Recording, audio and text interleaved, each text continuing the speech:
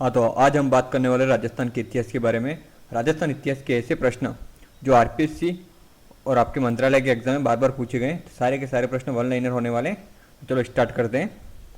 पहला प्रश्न है, महाराणा प्रताप की संकटकालीन राजधानी थी। महाराणा प्रताप की संकटकालीन राजधानी चावंड थी।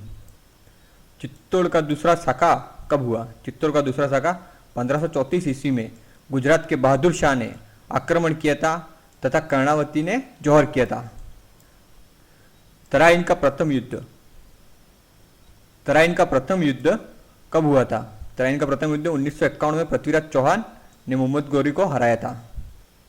उदय सिंह की दाई कौन थी? तो पन्ना दाई थी, जिसने बनवीर से उदय सिंह को बचाने के लिए अपने पुत्र चंदन का बलिदान दिया था। नेहर खा की मीनार कहाँ स्थित है? नेहर खा की मीनार कोटा में स्थित है। ताम्रयुगीन सभ्यताओं की जननी गणेश्वर सभ्यता है, जो कांतली नदी के किनारे विकसित हुई है। राजस्थान का गांधी किसे कहते हैं? गोकुलभाई भट्ट को। वागड़ का गांधी भोगीलाल पंड्या को। मेवाड़ का गांधी माणिक्यलाल वर्मा को। गांधी जी के पांचवें पुत्र जमनालाल बजाज। दूसरा जवाहरलाल नेहरू, युगल किशोर चतुर्वेदी। कालीबंगा की खोज कब हुई? 1992 में अमलानंद घोष ने की। सेनानी का अर्थ निशानी दोहा है। चुंडा मांगी सेनानी, सीट काट दियो छतरानी। गोरा बादल कौन थे? गोरा बादल 1303 ईस्वी में चित्तौड़ के पहले साके में रावल रतन सिंह के पक्ष में तथा अलाउद्दीन खिलजी के विरुद्ध लड़ते हुए शहीद हुए थे। वो थे गोरा बादल। मेवाड़ की आग कटारगढ़ दुर्ग को कहते हैं। कुंभलगढ़ में स्थित कुंभा का निवास स्थल था। सबसे पुरानी रियासत मेवाड़ रियासत थी। 566 ईस्वी में गोइल वंश था। रूठी रानी, मारवाड़ के राजा मालदेव की पत्नी उमेड़ को रूठी रानी कहा जाता है। मुगल मेवाड़ की संधि किनके बीच हुई थी? मुगल मेवाड़ की संधि 1615 ईस्वी में अमर सिंह व जागीर के बीच में हुई। हल्दी घाटी के युद्ध को गोकुंदा का युद्ध किसने कहा? गोकुंदा का युद्ध का अब्दुल कादिर अल बदायूनी ने कहा। कपड़े के अवशेष कहां से मिले? कपड़े के अवशेष बेराट सभ्यता से मिले। कलदार सिक्के कौन से सिक्के होते थे? जो अंग्रेजी शासन काल में चांदी के सिक्कों को कलदार सिक्के कहा जाता था। हल्दी घाटी के युद्ध को खमनोर का युद्ध किसने कहा? हल्दी घाटी के युद्ध को खमनोर का युद्ध अबुल फजल ने कहा था। खातौली का युद्ध 1500-1800 ईस्वी में राणा सांगा ने इब्राहिम लोदी को हराकर जीता था। हिंदू देवी देवताओं का अजायब घर किसे कहा जाता है? हिंदू देवी देवता का अजायब घर विजय स्तंभ को कहा जाता है, जो चित्तौड़गढ़ में है। जोधाबाई कौन थी?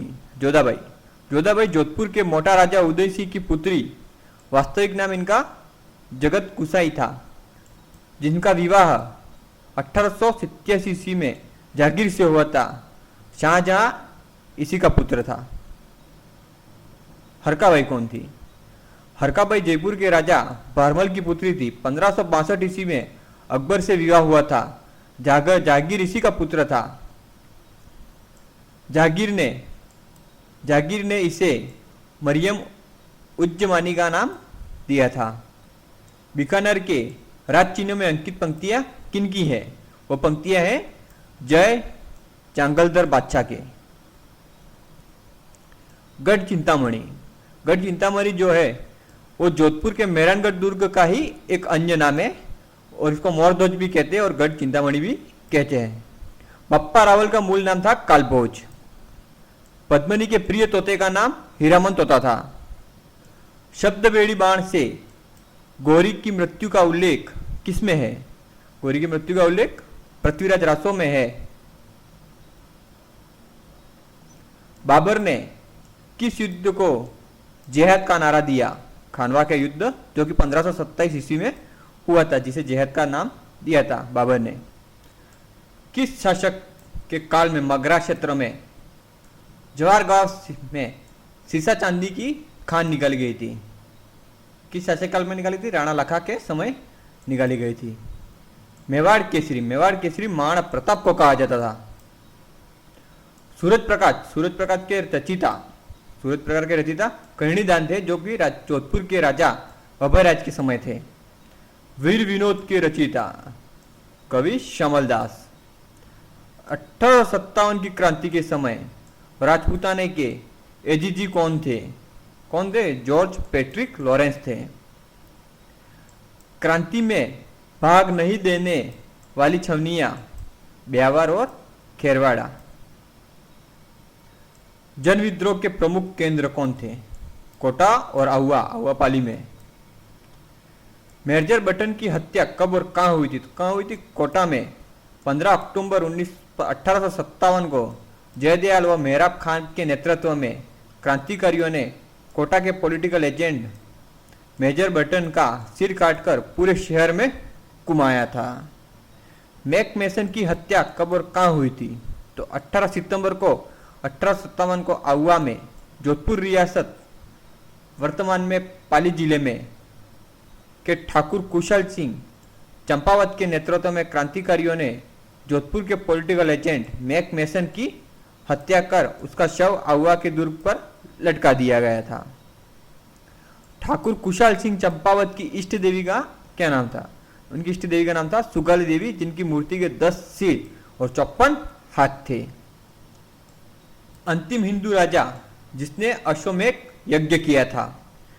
जयपुर के राजा सवाई जयसिंह थे जिन्होंने अश्वमेध यज्ञ किया था अंतिम, जिनका पुरोहित पुंडरीक रत्नाकर था। तीन मुगल बादशाहों का काल किसने देखा? मिर्जा राजा जयसिंह ने, जहांगीर ने, शाहजहां ने और औरंगजेब ने देखा था। सहायक संधि का जन्मदाता किसे माना जाता है? लॉर्ड वेलेस्ली को सहायक संधि का जन्मदाता माना जाता है। भारत माँ का पुत्र उसकी मुक्ति के लिए शहीद हो गया, इसके लिए मुझे बहुत प्रसन्नता है। यह कथन किसका है? यह कथन केसरी सिंह बाराहट ने अपने पुत्र प्रताप सिंह के शहीद होने पर कहे थे। बिजोलिया किसान आंदोलन कितने वर्ष तक चला था? बिजोलिया किसान आंदोलन 44 वर्षों तक चला था, 1857 से 1941 तक। वैदिक मंत्रालय प्रिंटिंग प्रेस कहाँ पर है और किसके द्वारा थी? आर्य समाज के द्वारा अजमेर में स्थापित की गई थी। बीकानेर में आजादी आंदोलन के जनक किसे माना जाता है?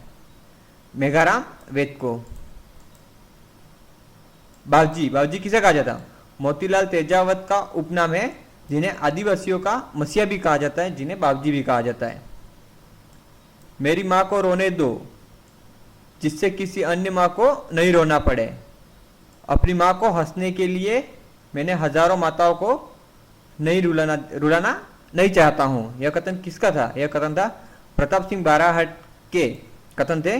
प्रताप सिंह बाराहट को बनारस षड्यंत्र केस में सजा होने पर गुप्तचर निदेशक 400 का क्लिक लेड बेरली पहुंचकर उनको मां की बीमारी की खबर से आहत कर राम बिहारी बोस के बारे में जानकारी पूछने पर यह कथन उन्होंने कहा था। डूंगरपुर प्रजामंडल कब हुआ था? डूंगरपुर प्रजामंडल 4 अगस्त 1944 को भोगीलाल पंड्या द्वारा स्थापित किया गया था। सिसोदिया वंश का संस्थापक कौन था? सिसोदिया वंश का संस्थापक राणा हमीर थे। 1326 ईस्वी में जैसा सेनगरा में हराकर संस्थापक बने थे ये। कुंभलगढ़ दुर्ग का वास्तुकार कौन था? मंडन थे। हाल गुरु गिरी दुर्गों का स्वामी होने के कारण राणा कुंभा को हाल गुरु कहा जाता था। विषमघाटी पंचानन की उपाधि राणा हमीर को थी। कीर्ति स्तंभ प्रशस्ति में उत्कीर्ण है। एकलिंग महात्म्य के